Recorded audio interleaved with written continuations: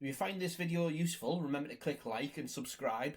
And for more information about all our resources and revision courses that we do, go to alevelmathsrevision.com. In this video, we're going to have a look at recapping completing the square as part of our Bridging the Gap tutorials. And what we're going to do, we're going to start off with completing the square questions that are the same difficulty as you'd have at GCSE, but then we're going to extend it to try and give you a head start for A-level as well. So let's go.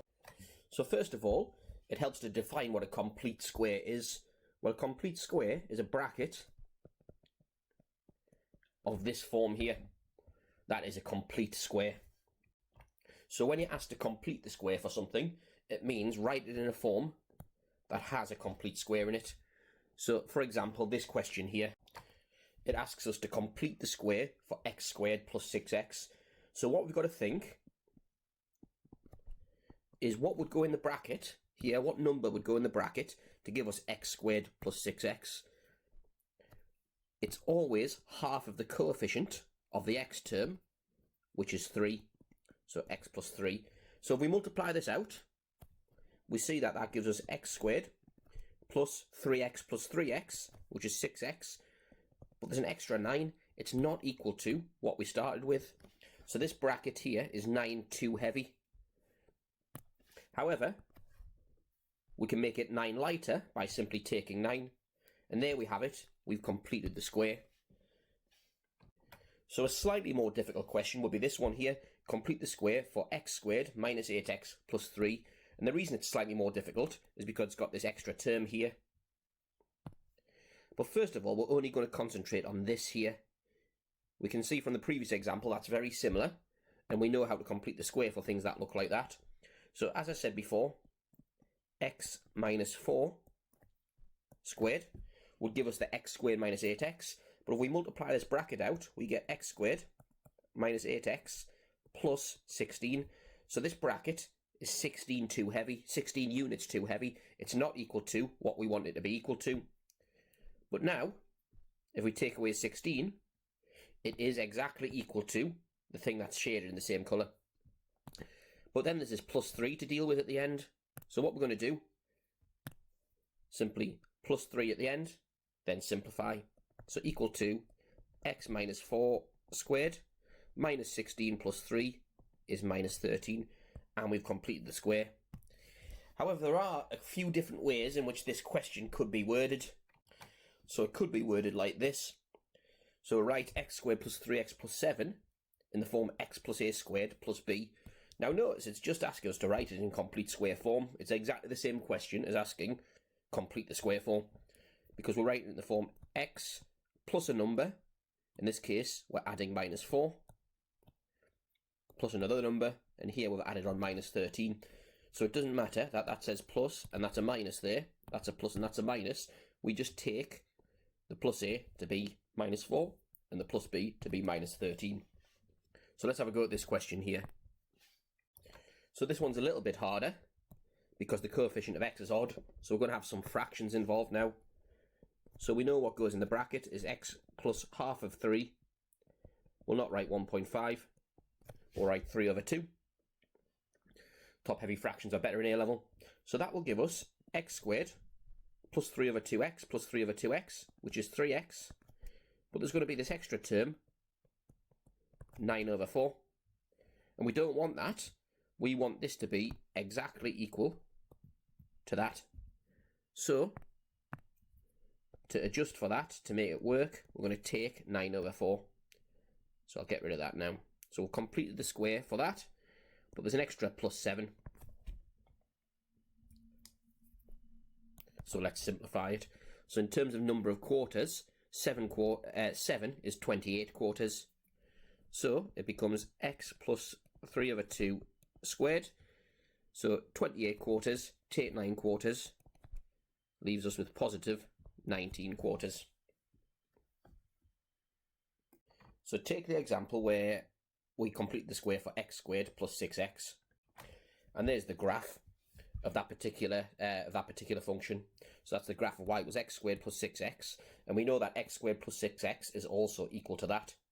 So it's also the graph of y equals x plus 3 squared minus 9.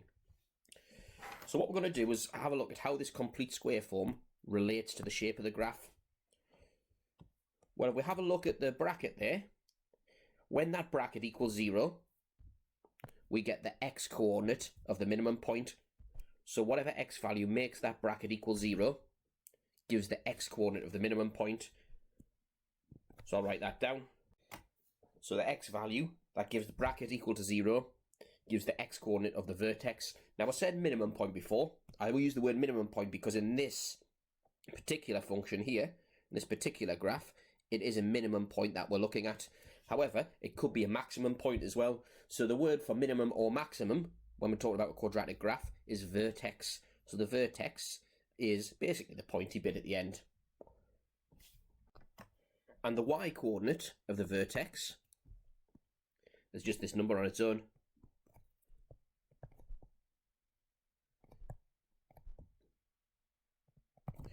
So that's what the complete square form tells us. So let's extend this idea to talking about the equation of the line of symmetry of the graph. Well, we can see the graph has symmetry through its vertex there. And we know that its vertex is at x equals minus 3. So that's the equation of the line, the vertical line that passes through the middle of the graph, i.e. the line of symmetry, is again what makes this bracket equal 0. The tangent to the graph at its vertex, i.e. the line that just touches the graph at its vertex, like that, it's completely horizontal. So the equation of it will be the form y equals. We can see that the y coordinate of the vertex is y equals minus 9. So that is the equation of the tangent. So y equals minus 9, because minus 9 is the y coordinate of the vertex. So x equals minus 3, the thing that makes the bracket 0. Line of symmetry.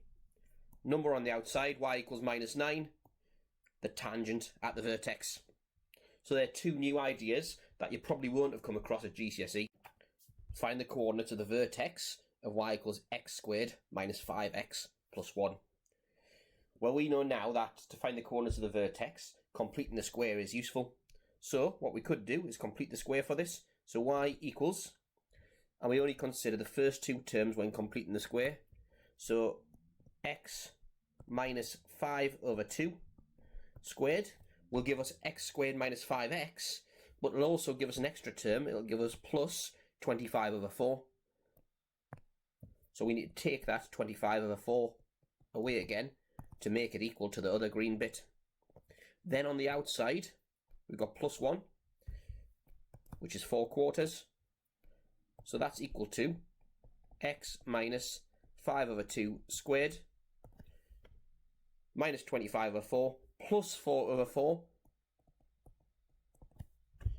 which gives minus 21 over 4. Therefore, the coordinates of the vertex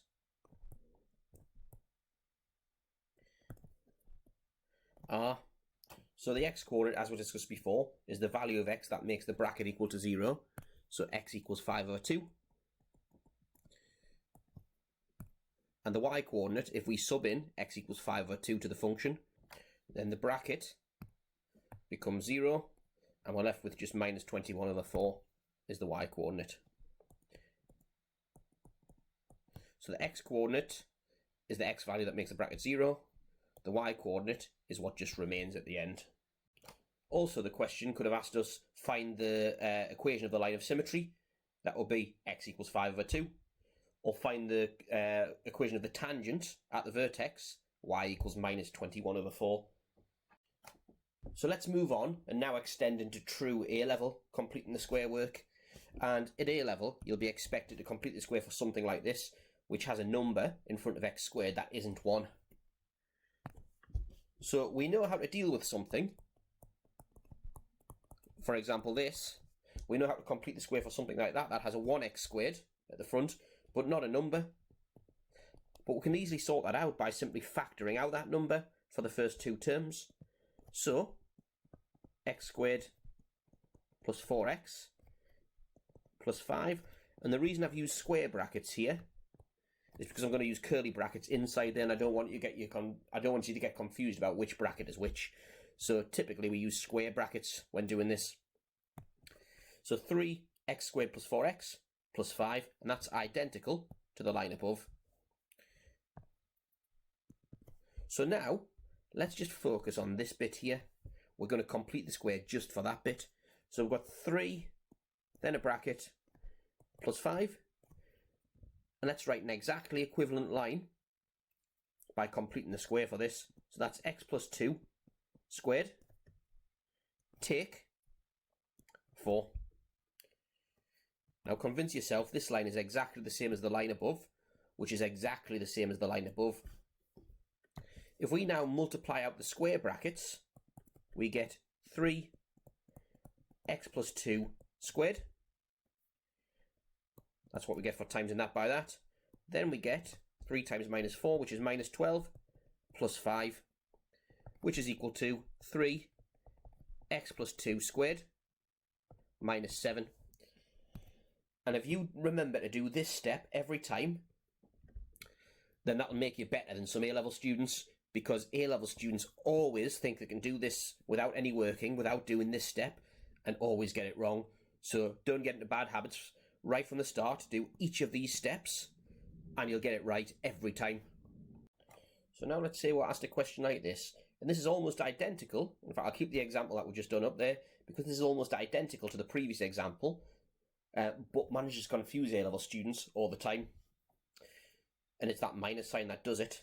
But these terms are written in a different order than we'd expect. So the first thing we should do, let's write them in the order we'd expect to see them. The x squared term first, then the x term, then the number term. And just like the example before, we're dealing with something that has an x squared term that doesn't have a coefficient of 1, so that makes it a bit harder. But what we did before, we saw that the x term had a coefficient of 3 and factorised 3 out of the first terms. That's what we're going to do here, except it's not 3, it's minus 1. So minus 1 goes in front of the bracket, and we get x squared plus 5x, close bracket with a 6 on the outside, and now we can complete the square for what's in the bracket. X plus 5 over 2 squared, but if we multiply that out, there's an extra term, take 25 over 4 with a plus 6 on the outside. So now let's multiply this out. The minus 1 times each of those two terms, we get equal to minus x plus 5 over 2 squared. Double minus, so plus 25 over 4 plus 6 equals minus x plus 5 over 2 squared. And 6 in quarters is 24 quarters. So plus 25 quarters plus 24 quarters equals 49 quarters. So the equation of the line of symmetry is the thing that makes the bracket 0. And it doesn't matter that there's a minus in front of it. The thing that makes the bracket 0 would be x equals minus 5 over 2. Is the coordinates of is the equation of the line of symmetry. So we're done on that question. If it had asked us for the equation of the tangent to the vertex, 49 over 4 equals y would be the answer. So that's pretty much completing the square, the techniques. But you can see there's a question just appeared that applies completing the square in a different context. So solve 3x squared plus 15x plus 15 by completing the square. So we're going to make use of the techniques we've learnt. So we know that when it's got a coefficient in front of the x squared, in order to make it doable, we ought to take that out as a factor. So x squared plus 5x in the bracket plus 15 equals 0. Okay, so now 3 bracket, and again this is the step that A-level students always forget to do. So this will make you a lot better than them if you remember from the outset to do it. So x plus 5 over 2 squared, and that will give us an extra 25 over 4, which we need to take away. Close bracket plus 15 equals 0. Right, so let's multiply out the brackets now. So we get 3, not forgetting to put the implication sign at the start of each line, 3 x plus 5 over 2 squared minus 75 over 4 plus 15 equals 0. And it would help to write this 15 in terms of quarters actually. So 15 is 60 quarters. So that implies that 3x plus 5 over 2 squared minus 15 quarters equals 0. Now take the numbers over to the other side, and this is the key part that we're going to show here how to solve it. Take the number term over to the other side, so we get 3x plus 5 over 2 squared equals 15 over 4. And the aim is to square root both sides when we've got the square bracket on one side and all numbers on the other. But currently, stopping us from square rooting that side is this 3. So we divide both sides by 3. I get x plus 5 over 2 squared equals, and divide that side by 3. We get 5 quarters. And now we're going to root both sides. So if we square root a square bracket, we just end up with what's in that bracket. Not squared anymore. And the right hand side, we're going to end up with plus or minus. Remember from the rearranging formulae tutorials that when you unsquare something, it makes plus or minus the square root of 5 over 4, which if we write it as a separated surd, so root 5 over root 4, it's equal to plus or minus root 5, made the root sign a bit too big there, common error, root 5 over 2.